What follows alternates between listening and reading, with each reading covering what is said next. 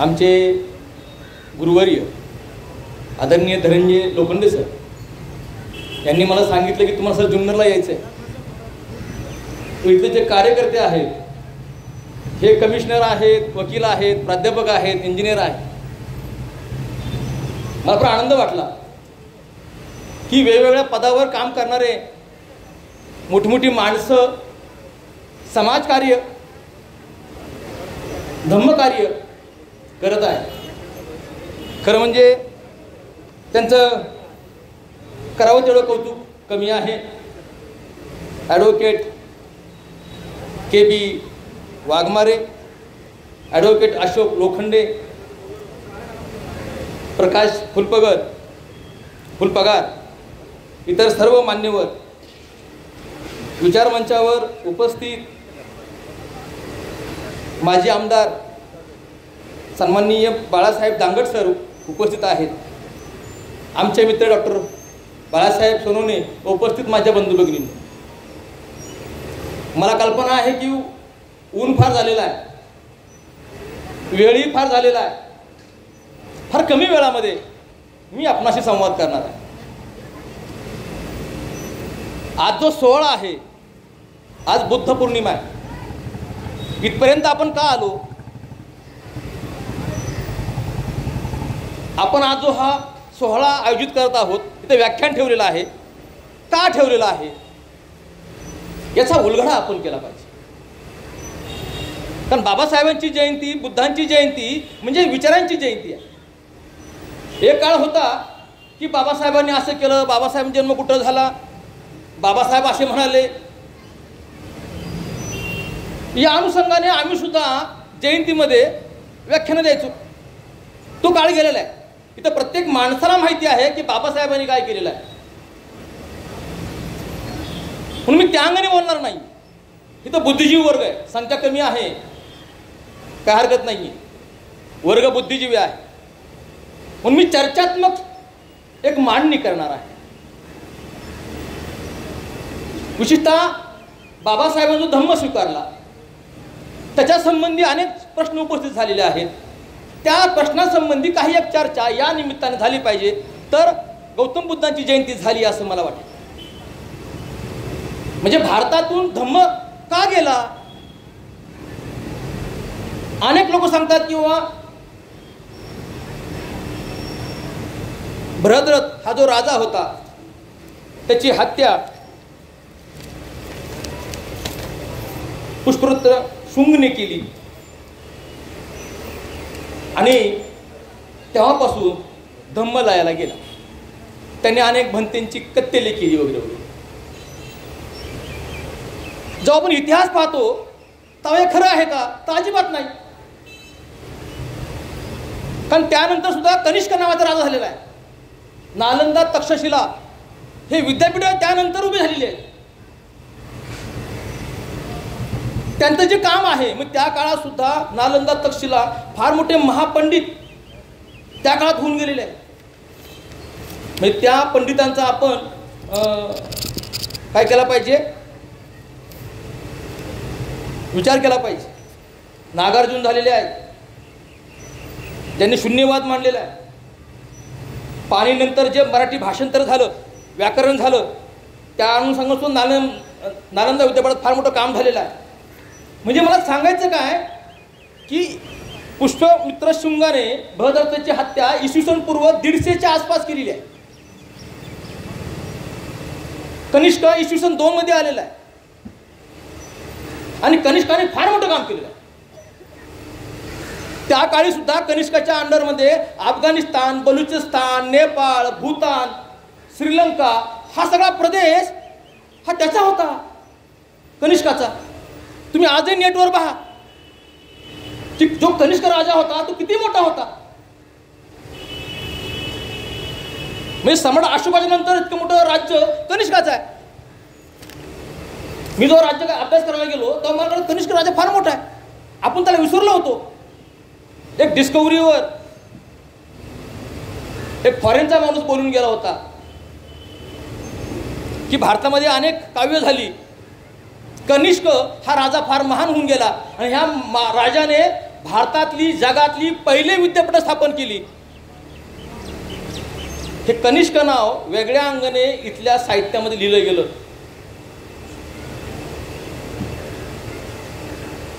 म्हणजे कंस या अनुषंगाने अपभ्रंश केला गेला असं तो पाश्चात्य विद्वान सांगत होता. त्यावेळेस मला काय कळलं नाही की कशी मांडणी होते, कोणत्या अंगाने मांडणी होते. म्हणजे आपण जे समज करून बसलोय की एका माणसाची हत्या झाली अख्खा धर्म गेला, कसं काय असं होईल. काही भंतेंची हत्या झाली आणि सगळ्या भारतामधून बौद्ध धर्म लुप्त झाला असं आपल्याला म्हणता येणार नाही.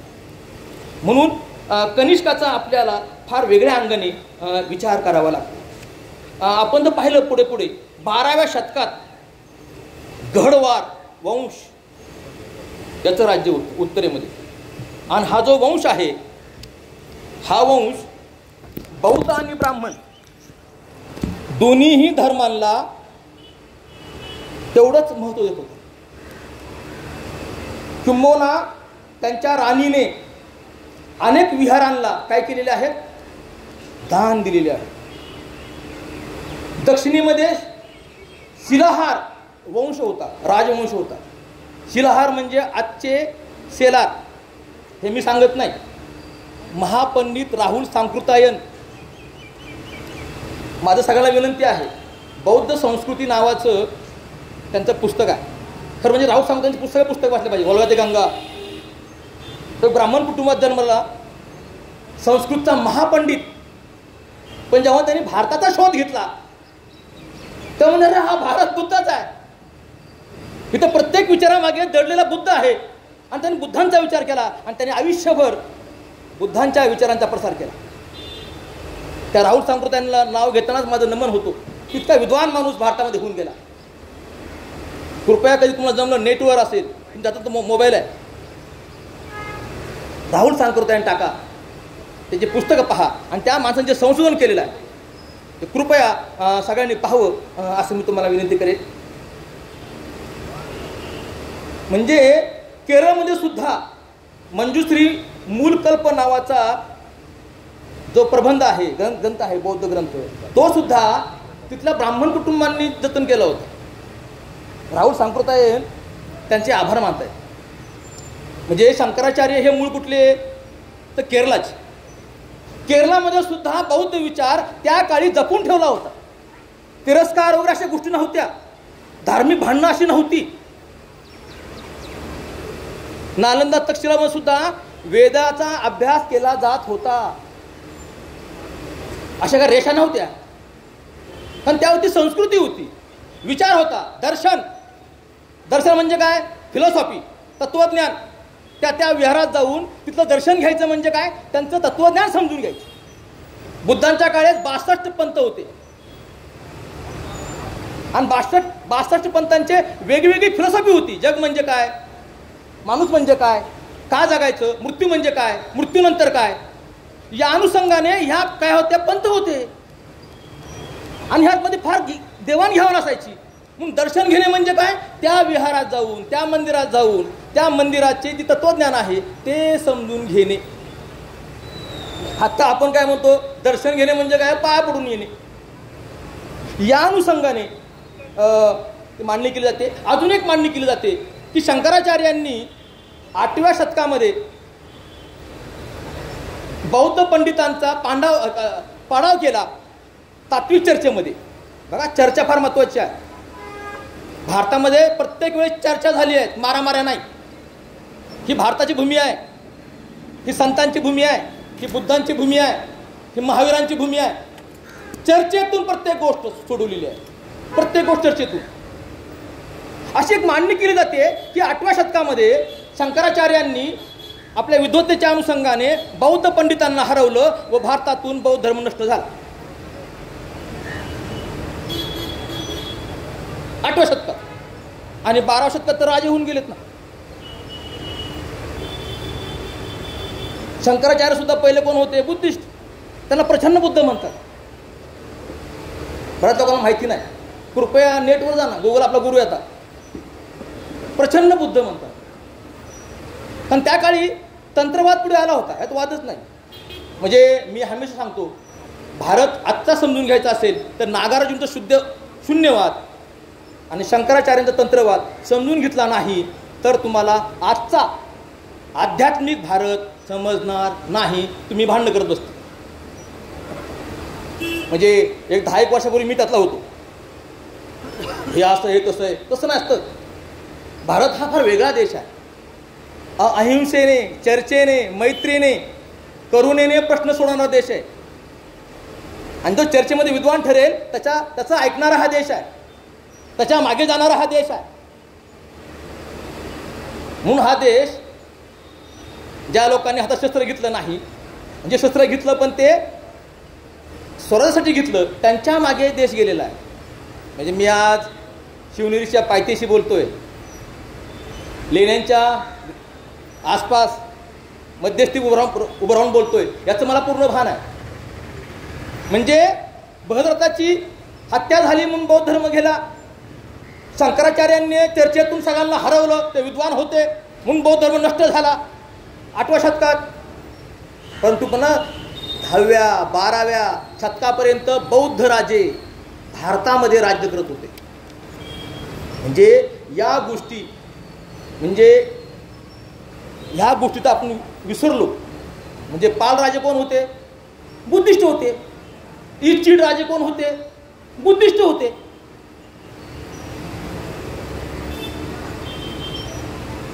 सातवाहन त्यांची राणी गौतमी आहे. मग त्या काळी एकदम असं धार्मिक संघर्ष होता असं अजिबात नाही. म्हणजे मला सांगायचं काय, जे कारणं सांगितलं जातात भारतातून बौद्ध धर्म गेला, ती कारणं या अनुषंगाने राहुल सांकृतायन असतील, रावसाहेब कजबे असतील आणि डॉक्टर बाबासाहेब आंबेडकर असतील, या विद्वानांनी खोडलेली आहे. यांची मूळ पुस्तकं पहा. कारण का 12व्या शतकापर्यंत बौद्ध राजे राज्य करतायत.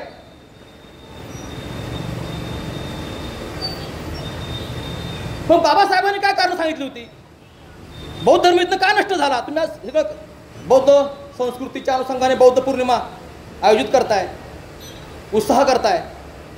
बाबासाहेब म्हणले की इथल्या भंतेंमुळे धम्माला ग्लानी आली. म्हणजे धर्मांतराच्या वेळेस बाबासाहेब म्हटले होते, संगम शरणम गच्छामी मी म्हणणार नाही. त्यांचे आदरणीय गुरु चंद्रमणी म्हटले नाही, तुम्हाला म्हणावं लागेल. त्रिशरण आहे. त्रिशरण ग्रहण केल्याशिवाय पंचशील ग्रहण करता येत नाही आणि पंचशील ग्रहण केल्याशिवाय बौद्ध धर्मात प्रवेश होत नाही. बाबासाहेबांनी ते ऐकलं. चर्चा फार महत्त्वाची आहे. विचार असणं वेगळं, हट्टी असणं वेगळं. का? कारण बाबासाहेब सांगत होते की धर्म जेव्हा एका विशिष्ट लोकांमध्ये येतो तेव्हा तो संकुचित होतो. आणि ते खरं आहे. श्रीलंकेमध्ये जेव्हा यादवी झाली, तिथले भंते मारले गेले, तिथल्या धर्माला क्षणी काय झाली? ग्लानी आली. तीच गोष्ट बर्माची आहे. म्हणजे मी तर येताना श्रीलंकेमधला बौद्ध धर्म, बर्मामधला बौद्ध धर्म या 2 देशाचा अभ्यास करून आलो.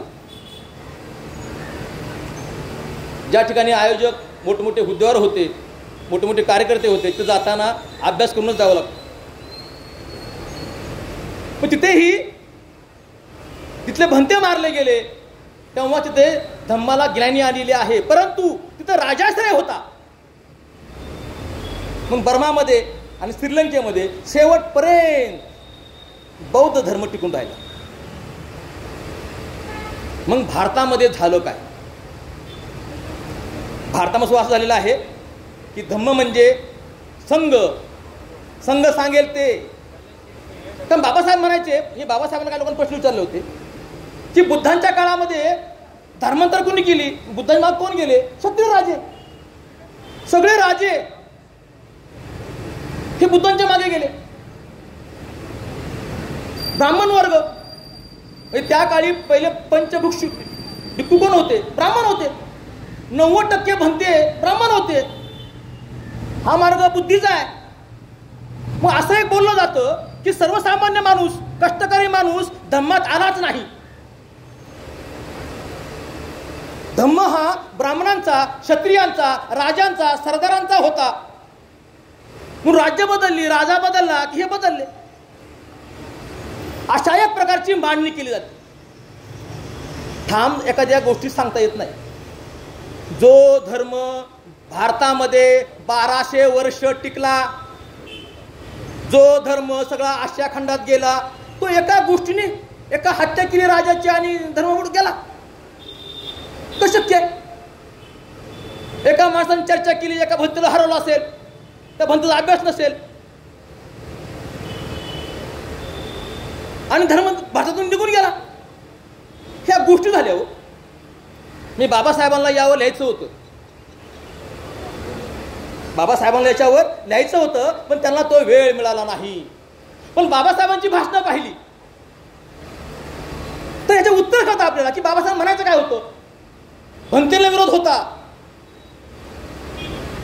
आणि बाबासाहेब म्हटले की जे इथे महायान, वज्रयान हे जे पंथ आले ना, म्हणजे मी महायान नाव ठेवत नाही, महायानामुळेच बौद्ध धर्म जगात गेला. महायानाने तात्विकदृष्ट्या बुद्धांच्या विचारांची मांडणी केली पहिल्यांदा जगामध्ये. पण महायानानंतर वज्रयान जे तंत्रयान होतं, म्हणजे शंकराचार्य, तुमचा राहुल सांकृतायांचे एक वाक्य मला इथं फार वेगळ्या अंगाने ते म्हणले की वज्रयानामध्ये सुरासुंदरी सेवनाने धम्म लयाला गेला. म्हणजे दारू आणि महिला ह्या गोष्टी बोलल्या पाहिजे. जर तुमचं शील भ्रष्ट झालं, पंचशील का दिलं बुद्धांनी इथं कळतं. पंचशील पाळलं गेलं नाही त्यावेळेस संघाकडून.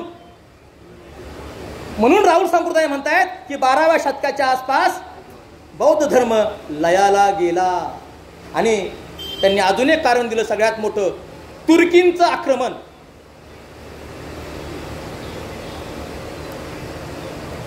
हेच कोणाचं मान्य आहे? राहुल सांकृताय. बाबासाहेबांनी हे कारण दिले नाही.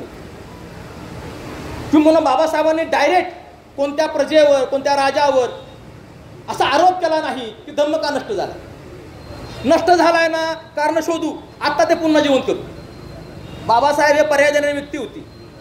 चर्चा करत बसा आयुष्यभर, पर्याय काय, निर्णय काय, उपाय काय, तसं नाही. चर्चानंतर करू, पहिले उपाय देऊ. म्हणून बाबासाहेबांनी जेव्हा धम्म दिलेला आहे तुम्हाला, तेव्हा तो लोकशाहीवादी दिलाय. बुद्ध म्हणतात अनित्यवाद, कोणतीही गोष्ट नित्य नाही. नित्य करण्याचा प्रयत्न करू नका. माझ्या आजोबाने असं केलंय, मी पण असंच करतो. माझ्या पोरांनी असंच करावं, माझ्या नातूने असं करावं, रॉंग. धम्मामध्ये ग्लानी का आली? तोचपणा आला होता. आणि बुद्ध म्हणतात प्रत्येक गोष्ट अनित्य आहे. काळानुसार तुम्हाला बदलता आलं पाहिजे. काळानुसार तुम्हाला मांडणी करता आली पाहिजे. काळानुसार तुम्हाला प्रत्येक गोष्ट ठरवता आली पाहिजे. चांगल्या वाईटाची गोष्ट सुद्धा काळानुसार आहे. 30-40 वर्षापूर्वी पदर घेणं म्हणजे चांगलं लक्षण मानलं जायचं. पुरुषांच्या डोक्यावर काहीतरी पगडी पाहिजे, बोडकं डोकं नको, टुप्या असू द्या, फेटा असू द्या, पण पाहिजेच. आता कुणी सांगितलंय फेटा घालू नका म्हणून? कुणी सांगितलं नाही, आम्ही घालत नाही. काळ बदलतो, काळाचा समाज बदलतो, त्या दृष्टिकोन बदलतो, चांगल्या वाईटाचे निष्कर्ष बदलतात, नैतिकता बदलते, देव सुद्धा बदलतो. इसवी पूर्व कोणते देव होते? वेदामध्ये कोणत्या देवांची नाव आहेत? आता कोणते देव आहेत? सगळं बदलतं. अभ्यास करा. 5000 वर्षापूर्वी काय होतं? माणसं कशी वागायची, कशाला चांगलं म्हणायची, आत्ताही बदलत चाललेला आहे. हा बदल तुम्ही जर लक्षात घेतला नाही तर तुम्ही आजच्या वास्तवात, वर्तमान काळात जगू शकणार नाही, हे बुद्ध सांगताय. म्हणून बाबासाहेबांनी लोकशाहीवादी धम्म दिलेला आहे. म्हणजे काय? दीक्षा घेतलेला माणूस कोणतीही विधी करू शकतो. मी बाबासाहेबांनी दीक्षा घेतली 56ला आणि 5 लाख लोकांना दीक्षा दिली. जगातले जेवढे भंते आहेत ना, लांब लोक, ते म्हणजे आंबेडकर कोण? हा माणूस हा दीक्षा देण्याचा अधिकार दिला कोणी? कारण का दीक्षा कोण देणार? म्हणते लामा. ते म्हणून नाही, धर्मात लोकशाही, एका माणसाला एक मत, मग धर्मात कुणी असू द्या त्याला समान अधिकार. इकडे लग्न 20 माणसांनी लावायचं, तो पादरी असेल मौलवी असेल त्याचं लग्न लावता येत नाही. तिकडं बौद्ध राष्ट्रामध्ये लामा पाहिजे, बाबासाहेब म्हणत नाही बौद्धाचारी. दीक्षा घेतलेला कोणताही माणूस कोणतीही विद्या लावू शकतो. लोकशाही. लोकशाही म्हणजे काय? समान अधिकार. समजून घ्या. बाबासाहेब धर्माकडे पारंपरिक धर्माने पाहत नव्हते. इथं डोकं टेकवा, असंच करा, चेंज, बदल. बाबासाहेब हे परिवर्तनाचं नाव आहे. बाबासाहेब म्हणजे चेंज. बाबासाहेब म्हणजे आधुनिक भारतात शिल्पकार. आधुनिक भारत म्हणजे काय? विचाराने, कृतीने. थांबला तो संपला, थांबला तो संपला. प्रत्येक गोष्ट नित्य आहे, बदलणारी आहे. आपण बदललं पाहिजे. म्हणून बौद्धाचार्य ही गोष्ट फार महत्वाची आहे. बाबासाहेब म्हणले की भंतेंकडून लग्न लावून घेऊ नका. इथेही तुम्हाला मी विनंती करतोय, भंतेंना बोलवा, त्यांना दान द्या, पण लग्न बौद्धाचार्यांनीच लावायचं. कॉमन माणसाला लग्न लावायचं. प्रत्येक विधी, गृहप्रवेश कॉमन माणसाकडून. सामान्य माणसाला बोलवता विधी करा, त्याला प्रतिष्ठा द्या. लोकशाही. म्हणून बाबासाहेबांनी बौद्धाचार्य ही जी संकल्पना काढली ना, फार मोठी आहे हो. पण त्याचं त्यांनी सुद्धा व्यवस्थित वागलं पाहिजे. पांढरे कपडे घातले म्हणजे झालं असं नाही. पंचशील. पंचशील फार महत्वाचं आहे. ज्या वेळेस वाईट संकट येतात, स्वामी विवेकानंद म्हणायचे की आम्ही तिसऱ्या महायुद्धाला भेट नाही. युद्ध झाल्यावरच कळतं अहिंसा किती महत्वाची आहे. भांडणं झाल्यावरच कळतं आपलं चुकलं, कशाला मारलं. आता जगाला या विचारांच्या अंगणे जावं लागणार आहे. जावंच लागेल. कारण का बुद्ध कोणत्याही एका व्यक्तीला बोलत नाही, माणसाला बोलतायत. माणसाला. एका माणसाने दुसऱ्या माणसं कसं वागावं आणि माणूस म्हणजे काय हे बुद्ध सांगतायत. धर्म नाही सांगत. बुद्धांच्या महापरिनिर्वाणानंतर 500 वर्षाने, किती 500 वर्षाने त्याचं रूपांतर धर्मात केले. समजून घ्या. बुद्धांच्या वेळी लिपी नव्हती. लिपी नंतर, कागद नंतर आला. लिपी नंतर दगडात थोडी होती, कागद आला, मग ते लिहिलं गेलं. वेद पहिले रचले गेले, नंतर लिहिले गेले. इसवी सनाच्या पहिल्या शतकामध्ये कागद आलाय, तेही कुठून आलाय? चायनाकडून. मग आपण लिहिले गेले. लिखाणाची परंपरा नंतर आली, इसवी सनाच्या पहिल्या शतकात आलेली आहे. म्हणून आपण आत्ता वागत असताना विचार केला पाहिजे की हा आपला इथपर्यंत आलेला आहे. मग बाबासाहेब गेले 56ला, त्यांचं पुस्तक पण नव्हतं. मग तुम्ही आज का जयंती करताय? भारतातून धम्म लयाला गेला, ओके. लयाला गेला म्हणजे काय? तो माणसांच्या प्रत्येक विचारामध्ये आहे. जो अहिंसावादी आहे, आम्ही म्हणतो ना, भारतीय असणं म्हणजे काय? ज्याला अहिंसा आणि शांतता प्रिय आहे तो भारतीय. मराठी माणूस काय? तत्वानुसार जीव देऊ शकतो तो मराठी माणूस. व्यापाराला केंद्रवत ठेवणारा माणूस गुजराती माणूस. म्हणजे भारतीय म्हणून अहिंसा आणि शांती हेच तुमचं तत्व आहे. तुम्ही त्याच मागे जाता. तुम्ही तोच विचार मान्य करता जो शांतीची भाषा करतो, जो अहिंसेची भाषा करतो. म्हणून हा देश महावीराचा आहे. बुद्धांच्या अगोदर महावीर घेऊन गेले. हा देश बुद्धांचा आहे. म्हणजे काय? बुद्ध विचारांचा. तुम्ही फॉरेनची गोष्ट कोणती घेता जी टिकते? हुंडाई, होंडा आहे का नाही? हे कुठल्या कंपन्या आहेत? टिकल्या म्हणून ना, टिकल्या म्हणून तुम्ही घेता का नाही? ऑडी, फॉरेनचा माल तुम्ही केव्हा स्वीकारता? जेव्हा ते 100 नंदी सोनं असतं. मग जगाने बुद्ध काय स्वीकारला? आपला कोण धर्माला विरोध करायचा नाहीये, सगळे भारतीय आहेत. जो इतर धर्माला विरोध करेल तो बुद्धाचा माणूस नाही, तो आंबेडकरांचा माणूस नाही. भारत माझा देश आहे, सारे भारतीय माझे बांधव आहेत. त्या काळी म्हणत बाबासाहेब की जिनांना शेवटचं भाषण तुम्ही संसदेमध्ये नक्की ऐका, आहे युट्यूबवर, की जिनांना आज न उद्या कळेल धर्माच्या अनुषंगाने देश उभं राहू शकत नाही. तीच गोष्ट बौद्ध राजांनाही लागू होते. धर्मांच्या अनुषंगाने जर बौद्ध राजांनी राज्य केलं असेल ते लयाला जाणारच. कारण धर्म हा बराच वेळा कसा होतो, चौकटीबद्ध आहे. पुस्तकात काय लिहिले, धर्मग्रंथात काय लिहिले, तो पुढचा विचार करत नाही. आणि लोकशाही, तुमची गरज काय त्यानुसार मी कायदा करतो, तुमची गरज काय त्यानुसार मी कायदा करतो, तुमची गरज काय त्यानुसार मी कायद्यात बदल करतो.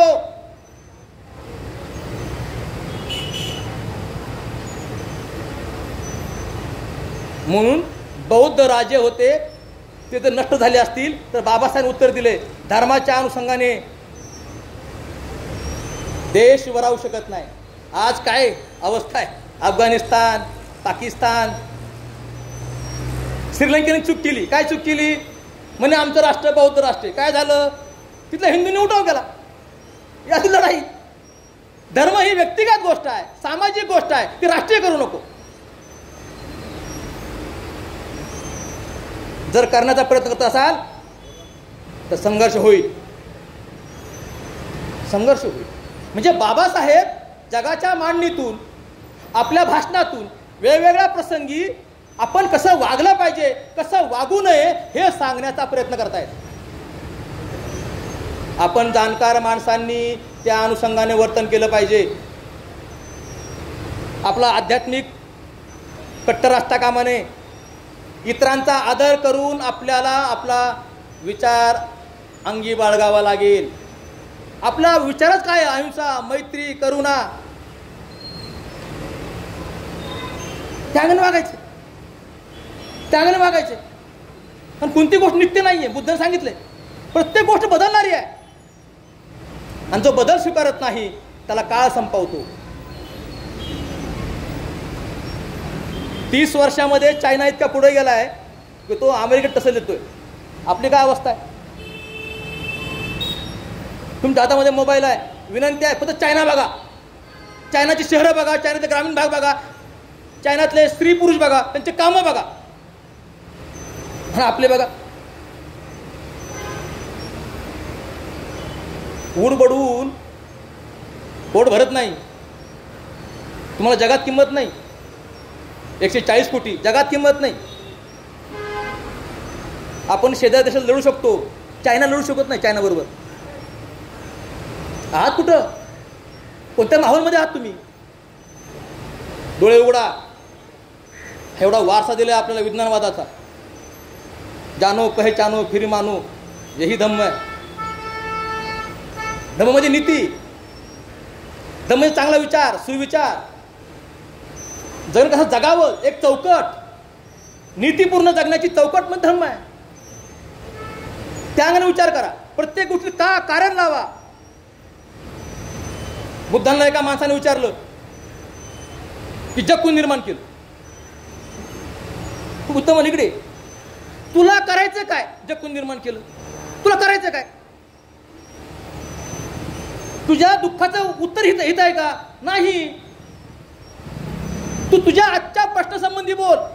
तुझा प्रश्न राहिला बाजूला, ग्रेट कोण, भारी कोण, जग कोण निर्माण केलं? अरे तुला करायचं काय? खायला काय नाही, गप्पा कशाला?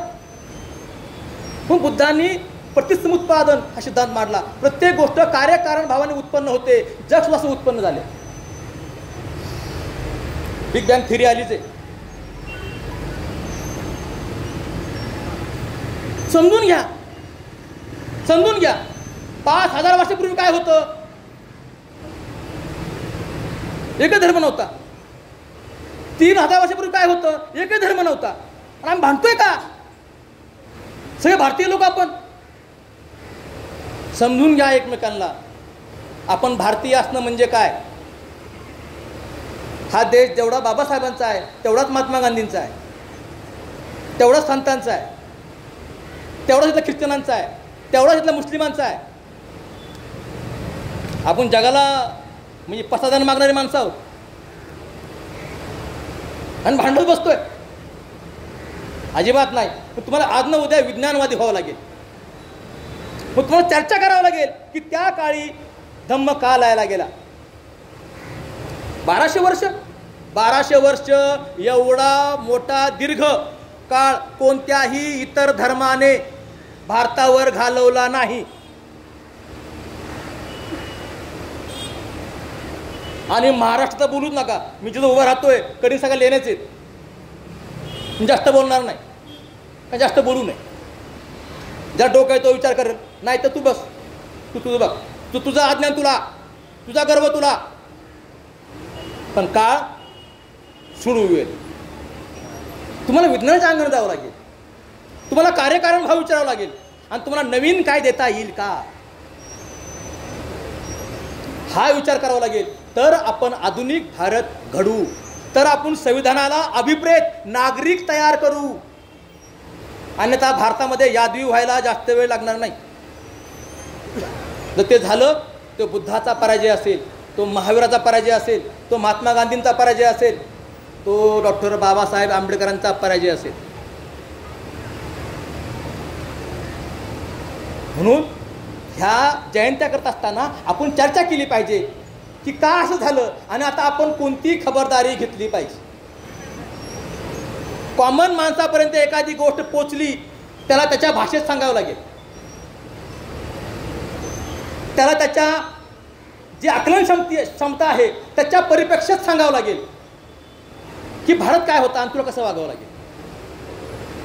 कॉमन माणसापर्यंत पोचलोच नाही, हो तुला कळणारच नाही, तू वेडाच आहे असं म्हणून जमणार नाही. काल एक भंतेंचं व्याख्यान ऐकलं मी सांगवीमध्ये. अष्टांगिक मार्गावर व्याख्यान होतं. अष्टांगिक मार्ग फार मोठा आहे, फार असं आहे, तुम्हाला समजणार नाही. 10-15 मिनिटं बोलून निघून गेला. असं करता कामा नये. एक काळ अशी होती की फक्त भंतेंनी घराघरात जाऊन बहुजन हिताय बहुजन सुखाय धम्मात चर्चा करायची होती. आता ती जबाबदारी बाबासाहेबांनी तुमच्यावर टाकलेली आहे.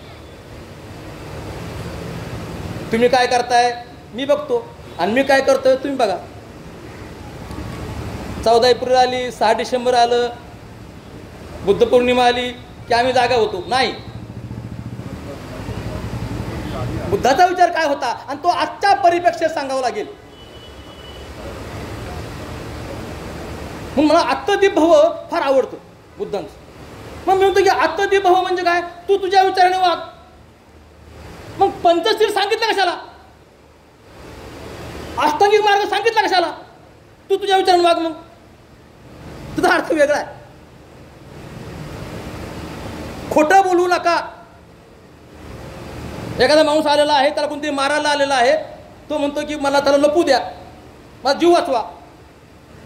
तुम्ही काय म्हणणार ते माणूस आल्यावर, तो माणूस कुठे गेला, घरात नाही आमच्या, बाहेर गेला, बघ तिकडं. खोटं बोलणार तुम्ही, जीव वाचवण्यासाठी खोटं बोलला. इथे आत्मदीप भव. अष्टांगिक मार्गाचा अर्थ तुला तुझ्या बुद्धीने लावायचा आहे. भारतातून विज्ञानवाद लायला गेला, मग धम्म लायला गेला, तो आज कसा आणायचा आहे तुला तुझ्या बुद्धीने विचार करायचा आहे. कोणते भैरवी आनंद सांगून गेला, अजिबात नाही. मी निमित्त आहे, हा कार्यक्रम निमित्त आहे.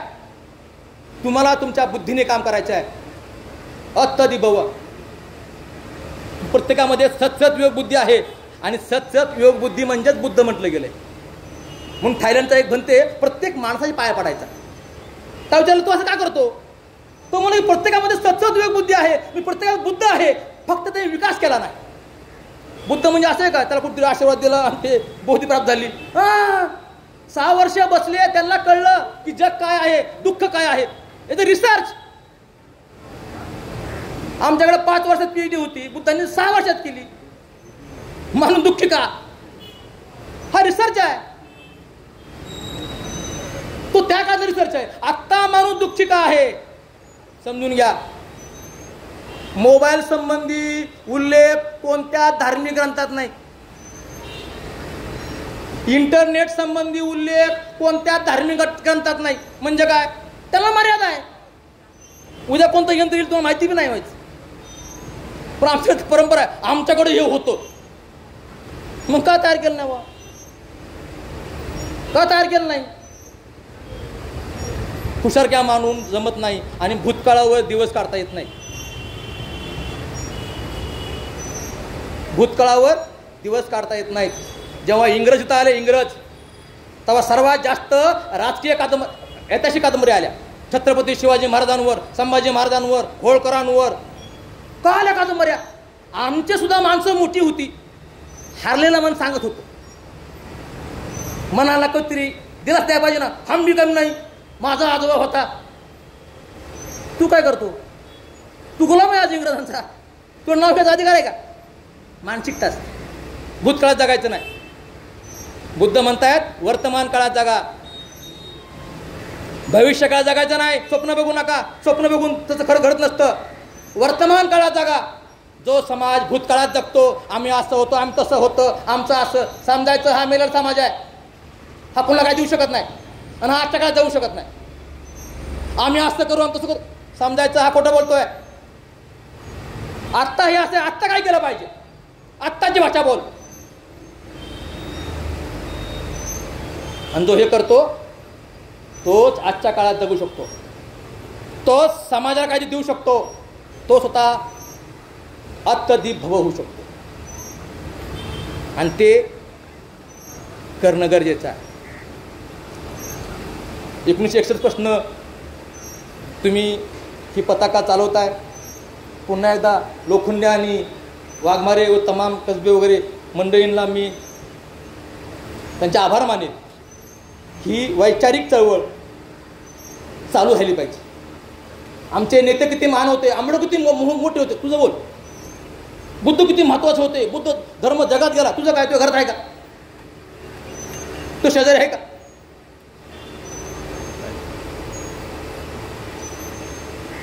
तू विचार करावा लागेल तुम्हाला. तर तुम्ही काय ते देऊ शकाल. अन्यथा तुम्ही एका भ्रामक पोकळीत राहाल. लोक म्हणतात ना, भारत हा भ्रामक कल्पनेमध्येच आहे, इतिहासामध्येच आहे. विमान काढलं की आमच्याकडे होतं ना, मोबाईल काढला ना आमच्याकडे होतं ना, संजय बोलायचा ना. वा वा, याने प्रश्न सुटणार नाही आणि आम्ही आयात करतोय. भारताला किंमत नाही आहे बाहेर. आपल्या रुपयाला किंमत नाही. आपला रुपया बाहेर चलत नाही. डॉलर पाहिजे. मग तुम्हाला किंमत नाही, तुमच्या पैशाला किंमत नाही. जी करायची असेल मग तुमच्यातल्या काय विचाराला किंमत आहे जगामध्ये. जपानमध्ये, चायनामध्ये, कंबोडियामध्ये, कोरियामध्ये बुद्धाशिवाय पान हलत नाही. बुद्ध हा विज्ञानवाद आहे. बुद्ध हा परिवर्तनाची दिशा दाखवणारा काय आहे, एक विचार आहे. तो अंगीकारला पाहिजे. धार्मिक म्हणून नाही, आपली धरोहर म्हणून, आपला वारसा म्हणून, काळाची गरज म्हणून. तर असे कार्यक्रम साजरे केल्याचं काय होईल, काहीतरी लाभ मिळेल. नंतर मी तुम्हाला चांगलं म्हणायचं, तुम्ही मला चांगलं म्हणायचं, आपण दोघांचं वाटोळं झाल्याशिवाय होणार, थांबणार नाही असं मला वाटतं. या ठिकाणी थांबतो. जय भीम, जय संविधान.